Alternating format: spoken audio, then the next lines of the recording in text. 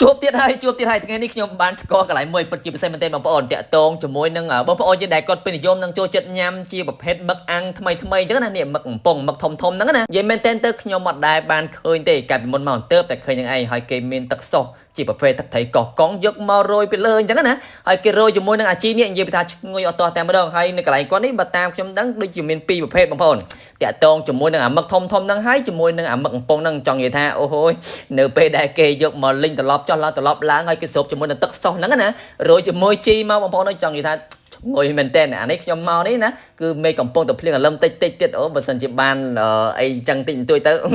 ពិតជាពិសេសមែនតើហើយជាស្ដែងថ្ងៃនេះខ្ញុំមកដល់គាត់កំពុងតែមេញឹកខ្លាំងមែនតើដោយសារតែអាកាសធាតុវាមិនសូវអំណោយផលអញ្ចឹងណាអលឹមតិចមេឃភ្លៀងតិចអញ្ចឹងគឺមានបងប្អូនយកគាត់កំងច្រើនតាមរយៈ app អត់សូវមានបងប្អូនយកគាត់មកអង្គុយច្រើនប្រហែលទេតែតាម app គឺមានច្រើនតាក់ទងជាមួយញ៉ាំ24 food panda ដូចជា wow now អាហ្នឹងបើតាមសាក់សួរគាត់ណាហើយបាននិយាយមែនតើទៅនៅកន្លែងគាត់នេះគឺមិនមែនលក់តែប្រភេទមឹកទេគឺគាត់មានលក់តាក់ទងជាមួយនឹងគេហៅថានំប៉័ងសៀវម៉ៃបងប្អូននំប៉័ងសៀវម៉ៃនេះគឺល្បីមែនតើនៅក្នុងក្រុងប៉ោយប៉ែតយើងហ្នឹងណាន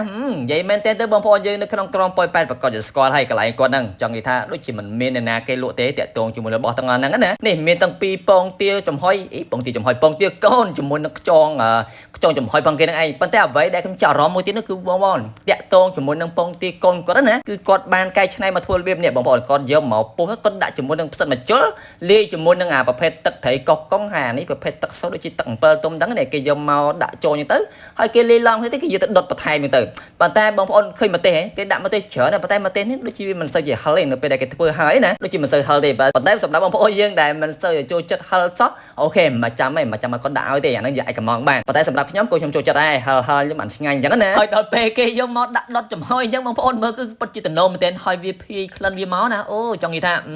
ាគឺពិតជាពិសេសមែនទែនហើយបងប្អូននិយាយមែនទែនទៅខ្ញុំនេះអត់ដែលបានឃើញទេនេះជាលើកទី1ហើយសម្រាប់ខ្ញុំណាដែលឃើញគេយកជីប្រភេទខ្យងចំហុយពងទាកូនយកមកកឡុកគ្រឿងឲ្យដុតបែបហ្នឹងខ្ញុំមិនដែលឃើញទេពីមុនមកហើយនេះជាលើកទី1សម្រាប់ខ្ញុំហើយតម្លៃវិញគឺសមរម្យបងប្អូនដូចជាចាប់ពី10000ឡើងមួយចានដូចជា10000ណាមួយចានដូចជា10000តាក់ទងជាមួយនឹងពងទាកូនហើយជាមួយនឹងខ្យងហ្នឹងឯងហើយបងប្អូនយើងដូចជាញ៉ាំទៅម្នាក់ឯងអូបោបងប្អូនអើយតាក់ទងជាមួយនឹងអាហ្នឹងគេមានជ្រក់ខ្ទឹមឲ្យយើងអញ្ចឹងណាមានបន្លែមានអីតិចតួចញ៉ាំគឺពិតជាតំណមែនទែនហើយខ្យងបងប្អូនយើងចង់ថែមគ្រឿងទៀតក៏បានមិនចង់ថែមក៏បានដែរដោយសារតែកឡុកគ្រឿងហើយតែបើសិនជាបងប្អូនយើងចង់ជាលោកមួយទឹកត្រីកោះកុងក៏គេមានដែរចង់និយាយថាគឺពិតជាតំណមែនទែនហើយខ្ញុំមកហ្នឹងដូចខ្ញុំបានបញ្ជាក់អញ្ចឹងគឺមិនកំពុងតែភ្លៀងអញ្ចឹងណាបងប្អូនហើយបើបានញ៉ាំរបស់ក្តៅបែបហ្នឹងទៀតគឺពិតជាត្រូវគ្នាមែនទែនហើយសម្រាប់នំប៉័ងសៀវម៉ៃនេះគឺខ្ញុំមិនដែលបានញ៉ាំទេលើកទី1ហើយសម្រាប់ខ្ញុំណាគេមានតាក់ទងជាមួយនឹងសាច់ជ្រូកចាមហើយជាមួយនឹងគេហៅថាពងទាប្រៃហើយសម្រាប់មឹករបស់គាត់នេះគឺថ្មីស្រស់ជារៀងរាល់ថ្ងៃបើតាមខ្ញុំសាកសួរគាត់សម្រាប់មនុយមឹកនេះគឺទើបតែគាត់លក់ទើបតែបានមួយរយៈទេបងប្អូនអញ្ចឹងសម្រាប់បងប្អូនយើងដែលនៅប៉ោយប៉ែតណាបើសិនតែចង់ញ៉ាំរបស់ទាំងអស់នេះបងប្អូនយកឲ្យមករកឡើងគាត់បានព្រោះអីទីតាំងគាត់គឺងាយស្រួលរកទេអត់ពិបាករកទេបងប្អូននៅក្រុងប៉ោយប៉ែតយើងគឺនៅចិត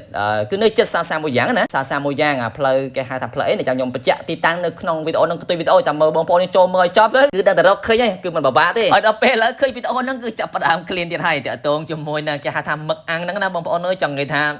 ឃើញដាក់ជាមួយអាទឹកជ្រលក់ទឹកត្រីកោះកុងគេហ្នឹងគឺពិតជាត្រូវគ្នាមែនទែនទាំងអាមឹកកំប៉ុងធំហ្នឹងហើយទាំងអាមឹកគេហៅថាមឹកពេញពីងហើយនេះគាត់កំពុងតែខ្ចប់ឲ្យភ្ញៀវហើយមកប្រអប់ដូចជា15000ណាគេមានទឹកជ្រលក់ទឹកអីមកកាផ្លេហើយបើសិនជាបងប្អូនយើងចង់ស្រូបឲ្យហើយក៏បានដែរចង់ស្រូបឲ្យហើយក៏គាត់ស្រូបឲ្យដែរប៉ុន្តែសូមបញ្ជាក់ផងដែរនេះអាស្រូបនេះគឺផលខ្ញុំទេណាគឺផលខ្ញុំទេចង់និយាយថាបងប្អូនអើយតាក់ទងជាមួយរបស់នេះបើសិនបានអីតិចអញ្ចឹងណាគឺវាអមជាមួយនឹងបរិយាកាសនេះគឺពិតជាត្រូវគ្នាមែនទែនគឺពិតជាតំណងណាគេមានគេហៅថាបន្លែស្ពៃក្តោបពណ៌សពណ៌ស្វាញ់ទៅហើយក៏មានកន្លែងអង្គុយដែរបងប្អូនមានកន្លែងអង្គុយឡើងមកអែមគាត់រៀបចំបានស្អាតដែរណាហើយកន្លែងគាត់គឺមានពីរល្វីហើយមនុយរបស់គាត់គឺមានច្រើនណាចូល20មុខហើយបើទីតាំងបងប្អូនសម្រាប់ទីតាំងគឺយើងចុះតាមផ្លូវលីហែងឆាយណាចុះតាមសន្តាគារលីហែងឆាយបងប្អូនចុះឲ្យត្រង់ទៅចុះឲ្យត្រង់ប្រហែលជា700-800ម៉ែត្រដល់កន្លែងកាច់កែងបងប្អូនកាច់កែងគឺកន្លែងគេហៅថា